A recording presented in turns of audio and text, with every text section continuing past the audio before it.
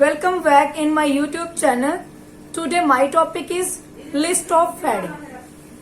जो ਅੱਜ ਅਸੀਂ ਟੌਪਿਕ ਕਰਨਾ ਗਾ ਉਹ ਆਪਣਾ ਹੈਗਾ ਲਿਸਟ ਆਫ ਹੈਡਿੰਗ। ਆਪਾਂ ਰੀਡਿੰਗ ਦੀਆਂ ਜਿਹੜੀਆਂ ਟ੍ਰਿਕਸ ਕਰਨੀਆਂ ਕਿ ਲਿਸਟ ਆਫ ਹੈਡਿੰਗ ਆਪਾਂ ਨੇ ਕਿੱਦਾਂ ਕਰਨੀ ਆ।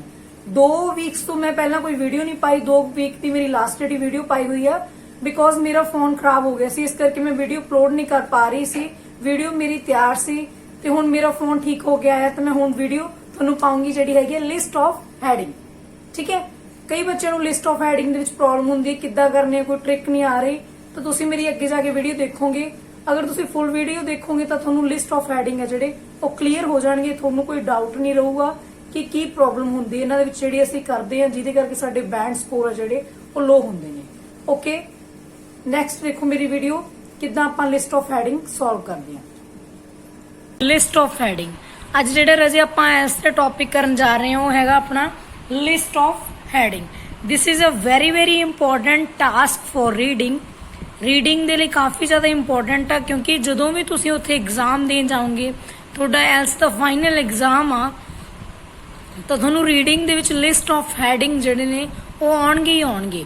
ਠੀਕ ਹੈ, ਚਲੋ ਆਪਾਂ ਸਟਾਰਟ ਕਰਦੇ ਹਾਂ। ਇਹਦੀ ਟ੍ਰਿਕ ਕੀ ਆ, ਲਿਸਟ ਆਫ ਹੈਡਿੰਗ ਅਸੀਂ ਕਿੱਦਾਂ ਕਰਨੇ ਆ, ਕੀ ਇਹਦਾ ਆਈਡੀਆ ਹੈਗਾ ਜਿਹਦੇ ਨਾਲ ਇਹ ਚੰਗੀ ਤਰ੍ਹਾਂ ਸੋਲਵ ਹੋ ਜਾਣ। ਠੀਕ ਹੈ, ਸਭ ਤੋਂ ਪਹਿਲਾਂ ਰਾਜੇ ਆਪਣੀ ਬਿਗ ਮਿਸਟੇਕ ਕੀ ਹੁੰਦੀ ਆ ਕਿ ਜਦੋਂ ਆਪਾਂ ਲਿਸਟ ਆਫ ਹੈਡਿੰਗ ਕਰਦੇ ਆ ਤਾਂ ਉਹਦੇ ਵਿੱਚ ਆਪਾਂ ਬੱਚੇ ਕੀ ਕਰਦੇ ਨੇ, ਪਹਿਲਾਂ ਪੂਰੇ ਜਿਹੜੇ ਹੈਡਿੰਗਸ ਨੇ ਉਹ ਪੜ੍ਹ ਲੈਂਦੇ ਨੇ। ਐਦਾਂ ਨਹੀਂ ਰਜੇ ਆਪਾਂ ਕਰਨਾ, ਹੈਡਿੰਗ ਨਹੀਂ ਪੜ੍ਹਨੇ।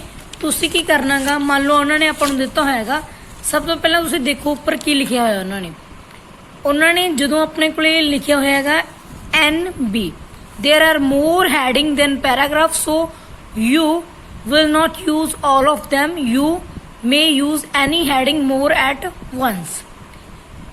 ਕੀ ਮੀਨਿੰਗ ਹੈ ਰਜੇ, ਕਹਿੰਦੇ ਬਹੁਤ ਸਾਰੇ ਆਪਣੇ ਕੋਲੇ ਹੈਡਿੰਗਸ ਨੇ, ਪੈਰਾਗ੍ਰਾਫ ਨੂੰ ਜ਼ਿਆਦਾ ਹੈਡਿੰਗਸ ਨੇ ਆਪਣੇ ਕੋਲੇ। ਸੋ ਤੁਸੀਂ ਕੀ ਕਰਨਾਗਾ, ਸਾਰਿਆਂ ਨੂੰ ਯੂਜ਼ ਨਹੀਂ ਕਰਨਾਗਾ, ਤੁਸੀਂ ਕੱਲੇ ਨੂੰ ਯੂਜ਼ ਕਰਨਾਗਾ। ਜਿਵੇਂ ਆਪਣੇ ਕੋਲੇ ਮੰਨ ਲਓ ਪੈਰਾਗ੍ਰਾਫ 5 ਹੋਣਗੇ ਜਾਂ 6 ਹੋਣਗੇ ਤਾਂ 6 ਹੈਡਿੰਗ ਹੀ ਯੂਜ਼ ਹੋਣਗੇ ਇਹਦੇ ਵਿੱਚ, ਬਾਕੀ ਸਾਰੇ ਕੀ ਆ ਆਊਟ ਹੋ ਜਾਣਗੇ। ਓਕੇ ਰਜੇ, ਫਸਟ ਇਹਦੀ ਟ੍ਰਿਕ ਐਗਜ਼ਾਮਪਲ ਦਿੱਤੀ ਇਹਨਾਂ ਨੇ ਵੀ A ਦਾ ਆਨਸਰ ਆਇਆ 10। ਹੁਣ ਰਜੇ ਜਦੋਂ ਤੁਸੀਂ ਐਗਜ਼ਾਮਪਲ ਆ ਉਹਨੂੰ ਤੁਸੀਂ ਪੇਪਰ ਦੇ ਵਿੱਚ ਨਹੀਂ ਦੇਖਣਾ ਕਿਵੇਂ ਕੱਢ ਕੇ ਦਿੱਤਾ। ਇਹ ਰਜੇ ਤੁਹਾਡੀ ਹੋਣ ਵਾਲੀ ਪ੍ਰੈਕਟਿਸ ਆ। ਪੇਪਰ ਦੇ ਵਿੱਚ ਤੁਸੀਂ ਆਪਣੇ ਕੋਲ ਟਾਈਮ ਬਹੁਤ ਘੱਟ ਹੁੰਦਾ, ਤੁਸੀਂ ਆਪਣਾ ਜਿਹੜਾ ਤੁਸੀਂ ਆਨਸਰਸ ਕਰਨੇ ਹੋਣਗੇ ਉਹ ਅੱਗੇ ਤੁਸੀਂ ਕਰੋਗੇ। ਤੁਸੀਂ ਐਦਾਂ ਨਹੀਂ ਸੋਚਣਾ ਕਿ ਅਸੀਂ ਐਗਜ਼ਾਮਪਲ ਨੂੰ ਕਰਕੇ ਦੇਖ ਲਾਂਗੇ ਕਿ ਇਹ ਆਨਸਰ ਕਿਵੇਂ ਆਇਆ ਤਾਂ ਅਸੀਂ ਬਾਕੀ ਕੱਢ ਲਾਂਗੇ। ਐਦਾਂ ਰਜੇ ਆਪਣਾ ਟਾਈਮ ਵੇਸਟ ਨਹੀਂ ਕਰਨਾ। ਤੁਸੀਂ ਕੀ ਕਰਨਾਗਾ, ਲਿਸਟ ਆਫ ਹੈਡਿੰਗ ਦੇ ਵਿੱਚ ਮੇਰੇ ਕਹਿਣ ਦਾ ਕੀ ਮਤਲਬ ਆ ਕਿ ਤੁਸੀਂ ਨੇ ਪਹਿਲਾਂ ਜਾ ਕੇ ਪੈਰਾਗ੍ਰਾਫ ਪੜ੍ਹਨੇ। ਪੈਰਾਗ੍ਰਾਫ ਦੇ ਮੰਨ ਲਓ ਆਪਣੇ ਕੋਲੇ ਪੈਰਾਗ੍ਰਾਫ A ਆ, ਇਹਦਾ ਆਨਸਰ 10 ਆਪਣੇ ਕੋਲੇ। ਠੀਕ ਹੈ, ਆਪਾਂ ਫਸਟ ਆਫ ਆਲ ਜਾ ਕੇ ਕੀ ਕਰਨਾਗਾ ਰਜੇ, ਪੈਰਾਗ੍ਰਾਫ A ਪੜ੍ਹਨਾਗਾ। ਠੀਕ ਹੈ, ਇਹ ਪੈਰਾਗ੍ਰਾਫ ਦੇ ਵਿੱਚ ਰਜੇ ਉਹਨਾਂ ਨੇ ਆਪਾਂ ਨੂੰ ਦਿੱਤਾ ਹੈ ਗਲਾਸ ਇਨ ਫਾਰਮ ਆਫ ਔਰ another has long been in noble service to human as one of mostly widely used of manufactured material and certainly most versatile.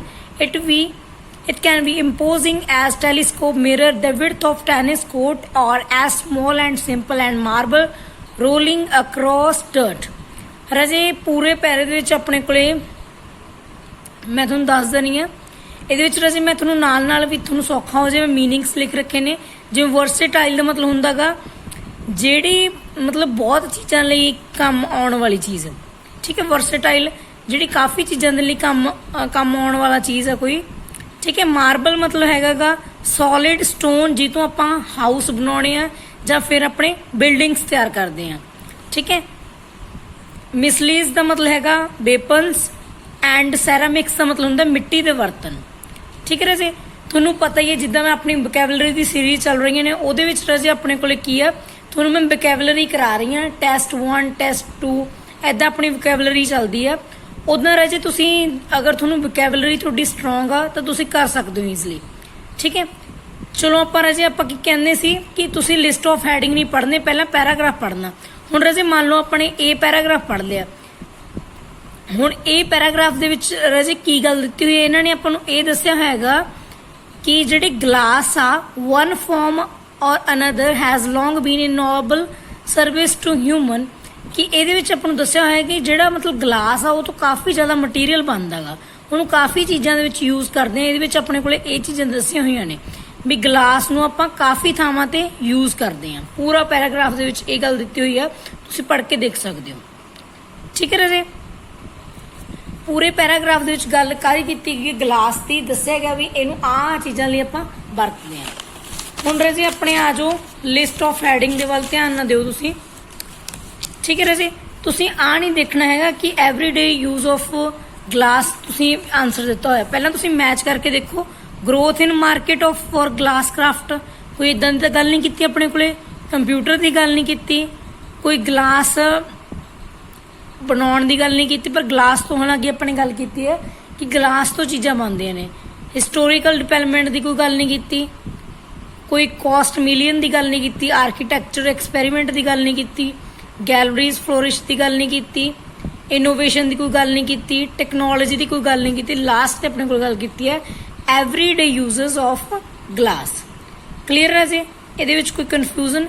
ਮੇਰੇ ਕਹਿਣ ਦਾ ਕੀ ਮਤਲਬ, ਪਹਿਲਾਂ ਤੁਸੀਂ ਪੈਰਾਗ੍ਰਾਫ ਪੜ੍ਹਨਾ ਚੰਗੀ ਤਰ੍ਹਾਂ, ਉਹਦੀ ਸਟੋਰੀ ਆਪਣੇ ਮਾਈਂਡ 'ਚ ਰੱਖਣੀ ਆ, ਉਹ ਸਟੋਰੀ 'ਚ ਬਣਾ ਕੇ ਫਿਰ ਤੁਸੀਂ ਸਾਰੇ ਲਿਸਟ ਆਫ ਹੈਡਿੰਗ ਪੜੋਗੇ ਤੇ ਮੈਚ ਕਰੋਗੇ, ਉਹਦੇ ਨਾਲ ਤੁਹਾਡਾ ਜਿਹੜਾ ਆਨਸਰ ਹੈ ਜਿਹੜਾ ਉਹ ਕਰੈਕਟ ਹੋ ਜਾਊਗਾ, ਸਹੀ ਹੋ ਜਾਊਗਾ। ਇਹ ਆਪਣਾ ਮੇਨ ਫੰਡਾ ਗਾ list of heading the. Clear ਹੈ ਜੀ? ਇੱਕ ਰਾਜੇ ਆਪਾਂ ਹੋਰ ਪੈਰਾਗ੍ਰਾਫ ਦੇਖ ਲੈਣੇ ਆ, ਐਫ ਪੈਰਾਗ੍ਰਾਫ। ਇਹਨਾਂ ਨੇ ਰਾਜੇ ਪੈਰਾਗ੍ਰਾਫ ਦੇ ਵਿੱਚ ਕੀ ਲਿਖਿਆ ਹੋਇਆ ਹੈ, today scientist continue to experiment with new glasses mixture and building designs, test their imaginations with application of special type of glass।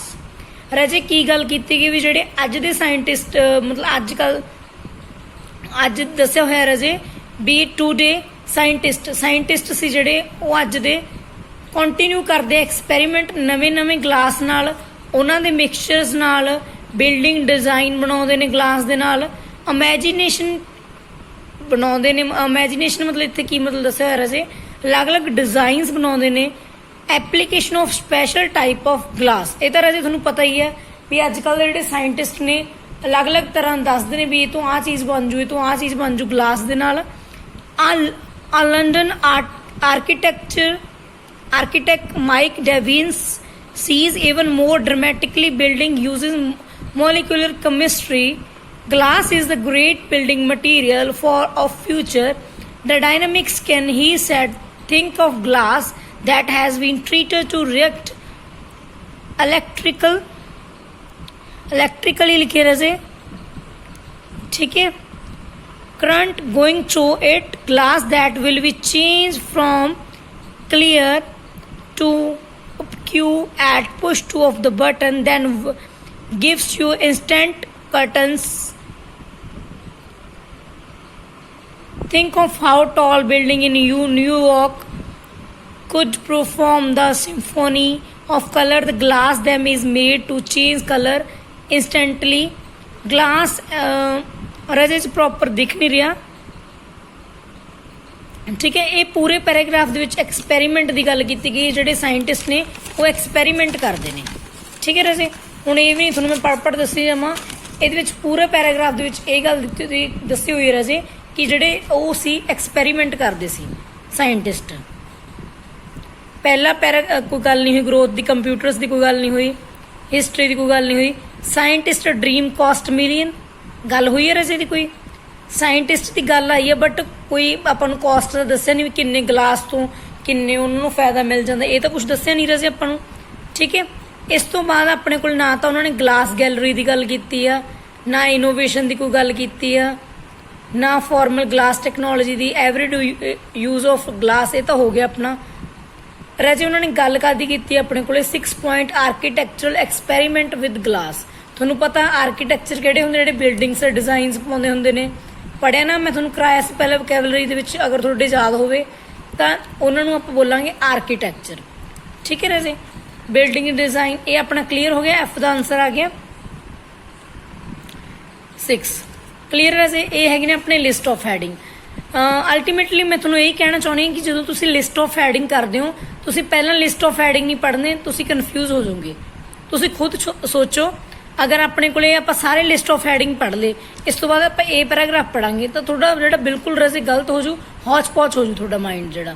तुसी की करना, पहला पैराग्राफ पढ़ना गा ए, जिमें मान लो अपने सपोज इट कि अपने ए पैराग्राफ पढ़ ले, फिर ए पैराग्राफ की स्टोरी जी बना ली, ठीक है। इवन दैट स्टोरी नहीं कोई होंगी बट अपन नूं बनाउणी पैंदी है, अपने माइंड 'च रख ली, ठीक है। अगर तुसी पंजाबी हो तो पंजाबी दे विच एक स्टोरी च बना लो, अगर तुसी हिंदी हो तो हिंदी च बना के अपने माइंड च रख लो। फिर जो तुसी पैराग्राफ पढ़ोगे दैन थोड़ा जिहड़ा लिस्ट ऑफ हैडिंग पढ़ोगे तो दैन थोड़े जिहड़े लिस्ट ऑफ हैडिंग आ ईजली मैच हो जाएंगे, ठीक है राजे। ये अज अपनी ट्रिक सी लिस्ट ऑफ हैडिंग। तुहानूं मैं जिहड़े पूरे लिस्ट ऑफ हैडिंग है जिहड़े पूरियां जिहड़ियां ने एक most important trick and last trick आ, क्लीयर है राजे। ਇਹਦੇ ਵਿੱਚ ਕਿਸੇ ਨੂੰ ਕੋਈ ਕਨਫਿਊਜ਼ਨ, ਐਨੀ ਡਾਊਟ? ਓਕੇ ਰਾਜੇ, thank you so much, bye bye, take care.